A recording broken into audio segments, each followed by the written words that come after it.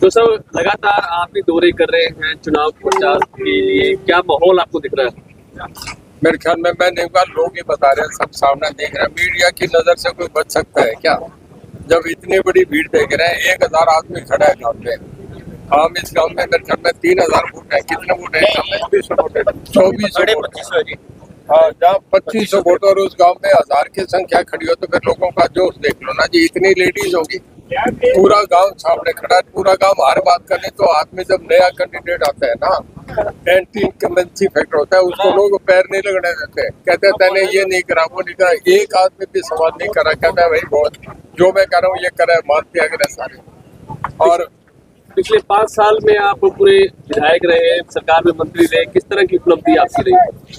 मैंने इस इलाके का सबसे बड़ा जीवन रेखा का काम जो था, 20 गाँव को घगर का पानी दिया। 12 गाँव में अब हो गया, जिनके टेंडर हो गए वो सुल्तानपुरिया 1 और 2 का हो रहा है। और इसके बाद इस इलाके में आप सड़कें देखें, चारों तरफ कोई भी सड़क आप देख लें, आप सरसा से रानिया देख लें, जीवन नगर देख लें, आप सरसा से पंजवाड़ा होके से खुबरिया फतेहपुरिया ये जाती है लास्ट आपका खेरबाड़ा तक। सारी सड़कें बहुत बढ़िया, लोगों को पानी घगर का मिल रहा है, बिजली की 24 घंटे हमारा रिकॉर्ड रहा है पूरे देश में, राष्ट्रपति से सम्मानित रहा हूँ। किसान को जब बिजली पानी मिल जाए इससे बढ़िया तो उसके लिए कोई जीवन हो ही नहीं सकता।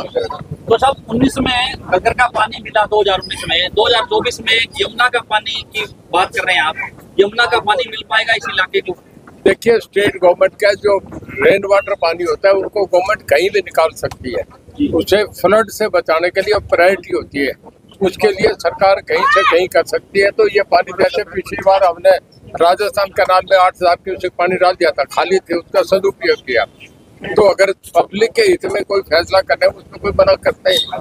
तो गन्ना किसान पिछली बार निशान था, गन्ना किसान इस बार मिल चुका है, और पिछली बार जिस तरह से चुनावी अभियान की शुरुआत की उसी प्रकार से इस बार की, तो क्या लगता है कि अंत में जो है वो मुकम्मल हो पाएंगे सारे अरमान? देखिए, ये शुभ संकेत है। गन्ना सबसे बड़ी किसान की सबसे लंबी ऊंची फसल है, और इसमें जो है लोगों का ये है कि सबसे ज्यादा काम भी इस इलाके में हुआ। लोग ये चाह रहे हैं कि यहाँ इतना पानी आए कि लोग तो आपका या तो धान बीजें या फिर गन्ने की फसल करें। ये किसान का निशान है। मेरे लिए बड़ा शुभ है। पिछली बार जो है ना, इसकी तरह ही बढ़ते गए, MLA बढ़ा, फिर मंत्री बढ़ा, फिर सरकार में साझेदारी, फिर लोगों के काम हुए। तो मैं समझता हूँ बड़ा अच्छा मैसेज है। और जैसे लोगों को कल पता लगा कि गन्ना किसान मिल गया तो लोग बड़े खुश थे। निशान से पीछे गठबंधन के बाद आपको लगता है कितना फायदा हुआ है रानिया? देखिए, जो उधर हुआ है एक गठबंधन जिसका गोपाल कांडा ने अनाउंस करा, जब अभय उनके किले में चल के गया तो उसके बाद उन्होंने अनाउंस करा कि बीजेपी और INLD और भाजपा का गठबंधन है।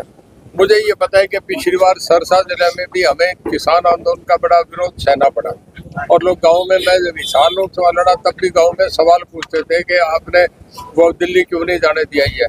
मैं ये समझता हूँ इस इलाके का, मुझे भी लोग एडवाइस करते थे जो जिनकी बीजेपी चलाई थी उसको वोट नहीं दी। रानिया में नहरी पानी की, पीने के पानी की बड़ी समस्या है, क्या कुछ प्रयास किए? पिछले भी आपने प्रयास किए? देखिए, रानिया शहर के अंदर जो पहले आज तक लोग ट्यूबवेल का पानी पीते थे, वहाँ वाटर वर्क शुरू हो गया, काम शुरू हो गया। सबको पता है कि ये पहली बार एक बहुत बड़ा काम हुआ है। रानिया शहर के लिए जो सड़क जाती है वो पहले सिरसा से जो रानिया जीवननगर सड़क जाती थी डोवाड़ी से 23 फुट जोड़ी थी, अब 30 फुट जोड़ी होगी। जब उस रोड को देखते हैं तो हमें लगता है कि पुराना दिल्ली रोड जो था वैसा रोड बन गया, तो लोगों को अच्छा तो लगता है। कुत्तावट पुल जो घग्गर का था, कवि चौधरी देवलाल ने एक पुल बनाया था जिसका आज तक भी चर्चा है, जो बूटी मेडी के पास घग्गर में पहला क्रॉस ओवर करने का पुल बना था कोटू के बाद। और उसके बाद अब 2 पुल मैंने बना दिए, एक कुत्तावट पुल बनाया, एक बूटा बड़ा बनाया, जिसमें 14 करोड़ और 11 करोड़ 25 करोड़ के 32 करोड़ के मैंने 2 अभी सैंक्शन करिए, सुल्तानपुरिया लेक और सुल्तानपुरिया नंबर 1 नंबर 2, जिससे इन 12 गाँव का घग्गर का पानी, जिसमें आपका सुल्तानपुरिया, धोतर, डाणी, बंगी, जिसमें धनूर, अबूतगढ़ और इसके बाद ओटू, गोविंदपुरा, हबोली, ये 12-14 गाँव को उसका फायदा मिलेगा। तो साहब सिरसा में बीजेपी क्विट कर गई, वापस ले लिया नामांकन, कैसे देखते हैं? देखिए, अलायंस है, अलायंस में तो फैसले होते रहते। तो NDA का गठबंधन है, तीनों पार्टी, INLD, बीजेपी और हलोपा। पवन बेनीवाल भी अब अभय सिंह के साथ आ चुके हैं, जिन पे अभय सिंह ने आरोप लगाए थे पिछले चुनाव में। देखिए, ये उनका आपस का निजी मामला है, वो क्या आरोप लगाए नहीं आ रहे। अब कभी वो कुछ बोल देते हैं, कभी कुछ वो चाचा पे भी एलिगेशन लगा देते हैं, अपने भतीजे पे भी लगा देते हैं। वो हमारे ओपन करता है, क्या बोल गए कब बोल गए, ना मीडिया को पता ना हमें पता क्या बोलेगा, ना उसको पता क्या बोल गया। बीजेपी में मुकर गई है सर, कहते हैं कांडा को नहीं समर्थन दिया। बीजेपी के जो प्रदेश अध्यक्ष का बयान आया कि हमने कोई समर्थन। देखिए, बीजेपी समर्थन दे दे नहीं दे दे, मैं तो एक बात जानता हूँ, जनता नहीं समर्थन देगी, जनता खिलाफ है।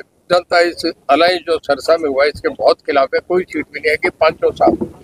बीजेपी के यहाँ के जो कार्यकर्ता वो कह रहे कत्ल कर दिया भाजपा ने।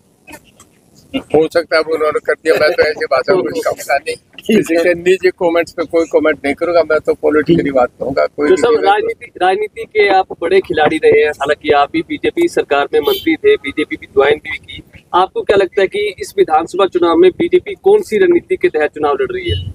देखिए, बीजेपी का 10 साल का जो एक प्रशासन रहा ना, उसमें 2-3 चीजें थी जो उन्होंने एडमिट कर ली।